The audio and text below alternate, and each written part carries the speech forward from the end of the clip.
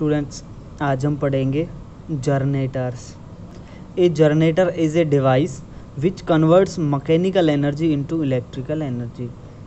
Generator हमारी वो device होगी जो मैकेनिकल एनर्जी को इलेक्ट्रिकल एनर्जी में कन्वर्ट कर देगी। मीन्स जनरेटर वो डिवाइस है जिससे इलेक्ट्रिक करंट प्रोड्यूस किया जाता है। जनरेटर की हेल्प से हम इलेक्ट्रिक करंट प्रोड्यूस करते हैं। A generator can be of two types. Generator two types का हो सकता है या होता है, AC generator and DC generator, alternating current generator, direct current generator. And then first part is AC generator, then AC generator, then first is principle. AC generator किस principle पे काम करता है? The principle of working of an AC generator is based on electromagnetic induction. जो हमारा AC generator होगा वो electromagnetic induction पर बेस्ड होगा, इलेक्ट्रोमैग्नेटिक इंडक्शन पर काम करेगा। कल हमने पढ़ा था इलेक्ट्रोमैग्नेटिक इंडक्शन कि इलेक्ट्रोमैग्नेटिक इंडक्शन क्या होता है। जब दो मैग्नेट के बीच में एक कंडक्टिंग वायर को रखा जाए तो वो मैग्नेट्स उस वायर के ऊपर फोर्स अप्लाई करेंगे और वो फोर्स EMF, इलेक्ट्रोमोटिव फोर्स, और इंड्यूस्ड करंट उसके अंदर प्रोड्यूस हो जाएगा। करंट उसके अंदर प्रोड्यूस हो जाता है उस वायर के अंदर अगर वो मैग्नेटिक फील्ड लाइंस को क्रॉस आउट करे। Then next is construction. AC generator consist of 5 components.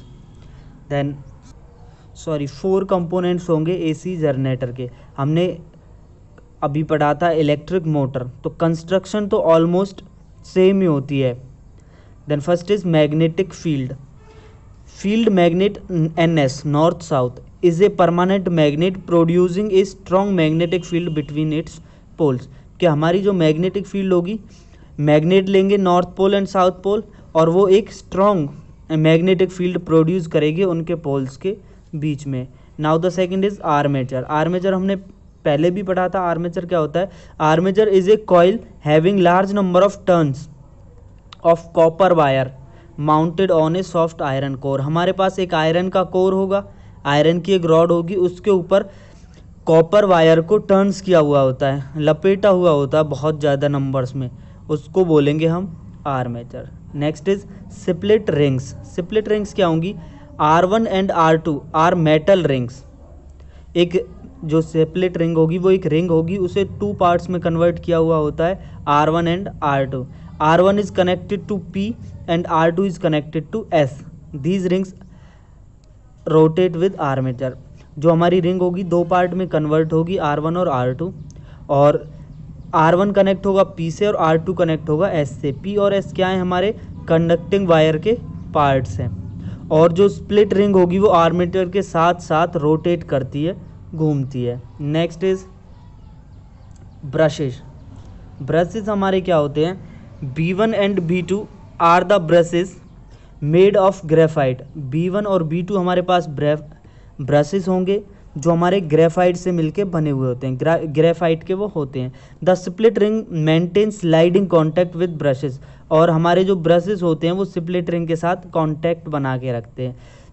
Brushes का यूज़ ही इसीलिए किया जाता है ताकि जो हमारी बैटरी होगी, बैटरी को कनेक्ट किया जाता है ब्रशेज से, और ब्रशेज को कनेक्ट किया जाता है हमारे स्प्लिट रिंग से, और ब्रशेज से होता हुआ हमारा करंट स्प्लिट रिंग के अंदर पहुंचता है, फिर हमारे आर्मेचर के अंदर जाता है। अगर हम डायरेक्ट वायर कनेक्ट कर दें स्प्लिट रिंग से तो वो जैसे ही हमारी जनरेटर मूव करेगा तो वायर भी मूव करेगी और उलझ जाएगी। तो इस प्रॉब्लम को सॉर्ट आउट करने के लिए हम ब्रशेज का यूज़ करते हैं। इस फिगर के इस पॉइंट के बाद आपने फिगर्स ड्रॉ करने हैं, वो फिगर्स अभी दिखा दो। ये होगा हमारा first diagram of AC generator. ये हमारा एक्सेल है, मीन्स मिडिल पॉइंट जिसमें पीछे पंखुड़ियाँ लगी हुई होती हैं उसके टेम्परेचर को नॉर्मलेट करने के लिए। N और S हमारे मैग्नेट के पार्ट हैं, नॉर्थ एंड साउथ। उसके अंदर ये हमारा आर्मेचर है, PQRS। आर्मेचर मतलब कंडक्टिंग वायर है, ये एक तार है इस फॉर्म का जो इसके अंदर रोटेट करता रहता है, इस फॉर्म में मूव करता रहता है। ये हमारी मैग्नेटिक फील्ड लाइंस होंगी नॉर्थ टू साउथ। ये हमारा स्प्लिट रिंग्स हैं R1 एंड R2, और ये ब्रशेस हमारे इनसे कनेक्ट है। डायरेक्ट हम जो वायर है वो रिंग से कनेक्ट नहीं कर सकते, रिंग से वायर को कनेक्ट किया जैसे ही हमारा रिंग घूमेगा वायर भी इसके अंदर घूमेगा और इसमें उलझ जाएगा और टूट जाएगा। तो जो ब्रशेस होते हैं वो सिर्फ टचिंग में होते हैं, इससे टच हुए होते हैं और ये रिंग मूव करती रहती है और ब्रशेस इसके अंदर करंट पास करते रहते हैं। तो जैसे हमारा आर्मेचर मूव करेगा तो इसके अंदर इलेक्ट्रिक करंट प्रोड्यूस हो जाएगा। ये हमारा फ्लेमिंग राइट हैंड रूल इस पे अप्लाई होता है। इधर मैग्नेटिक फील्ड है, नीचे की तरफ हमारा करंट प्रोड्यूस होगा। Then the next diagram is, ये हमारे फर्स्ट हाफ के लिए है। जब फर्स्ट हाफ होगा हमारा आर पी से कनेक्ट होगा और जो R2 से कनेक्ट होगा हमारा S। जब हमारा हाफ रोटेशन कंप्लीट हो जाता है उसके बाद हमारा ये वाला डायग्राम आएगा जिसके अंदर जो R1 कनेक्ट हो जाएगा S के साथ और R2 कनेक्ट हो जाएगा P के साथ, क्योंकि हाफ राउंड इसने ले लिया है। पहले वायर ऐसे था, अब मूव करके ऐसे आ गया है, मूव कर चुका है। मीन्स वायर पहले हमारा ऐसे था आर्मेचर, अब वो मूव करके इधर आ गया है। तो जो R है, मान लो ये वाला पॉइंट हमारा R पॉइंट है, तो यहाँ पे मूव करके इधर आ चुका है।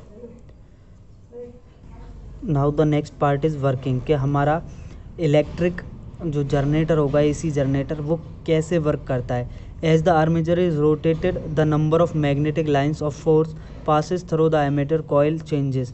मीन्स जब हमारा आर्मेचर मैग्नेटिक फील्ड के अंदर मूव कर रहा है, आर्मेचर कॉइल उसके ऊपर टर्न्ड है, तो आर्मेचर जैसे ही मूव कर रहा है an induced EMF and induced current flows in the coil. जो हमारी कॉइल है, जो हमारा आर्मेचर है, उसके अंदर इलेक्ट्रिक करंट फ्लो होना स्टार्ट हो जाता है, EMF और करंट प्रोड्यूस हो जाता है। कि जब एक स्ट्रॉन्ग मैग्नेट के अंदर, मैग्नेटिक फील्ड के अंदर किसी कंडक्टिंग वायर को बहुत ज़्यादा स्पीड के साथ मूव कराया जाए तो उसके अंदर करंट प्रोड्यूस हो जाता है। We will understand the direction of current in 2 parts. अब इस डायरेक्शन को हम कैसे हमारा करंट प्रोड्यूस होता है 2 पार्ट्स में देख सकते हैं। First is during the first half, पहले हाफ में आर्मेचर रोटिंग इन क्लॉकवाइज डायरेक्शन। जो हमारा आर्मेचर होगा क्लॉकवाइज डायरेक्शन में मूव करेगा। PQ moves upward and RS moves downward. जैसे डायग्राम में बताया था, PQ ऊपर की तरफ आएगा एंड RS नीचे की तरफ जाएगा। By Fleming right hand rule current flows P to Q and R to S। The current flows right to left. ये फॉर्मल डायग्राम है, ये आपने ड्रॉ नहीं करना है। ये था PQ, ये RS। इसमें जब ये आर्मेचर मूव करेगा इधर की डायरेक्शन में तो ये PQ ऊपर की तरफ आ रहा है, RS नीचे की तरफ जा रहा है। और इसमें फ्लेमिंग राइट हैंड रूल के अकॉर्डिंग करंट हमारा ऊपर की तरफ जा रहा है इसमें, और इसमें आएगा नीचे की तरफ। तो हमारा करंट कहाँ से फ्लो करेगा, right to left. And now the second part is during the second half rotation. अब सेकंड रोटेशन के अंदर SR moves upward and QP moves downward. The current move P to Q and R to S according to Fleming right hand rule. The current flows left to right. अब दूसरे rotation के अंदर current left से right की तरफ move करेगा। Thus in first half revolution current flows right to left and in second left to right. पहले में राइट टू लेफ्ट मूव कर रहा था, दूसरे में फर्स्ट में right to left and second में लेफ्ट टू राइट मूव करेगा। Since the direction changes the current produce in alternating current. और जो डायरेक्शन चेंज हो रही है इसी वजह से इसे अल्टरनेट करंट बोला जाएगा। अल्टरनेट करंट की डेफिनेशन ये है कि करंट की डायरेक्शन चेंज होती रहती है। किसी पॉइंट में कोई डाउट है तो वो आप पूछ लेना।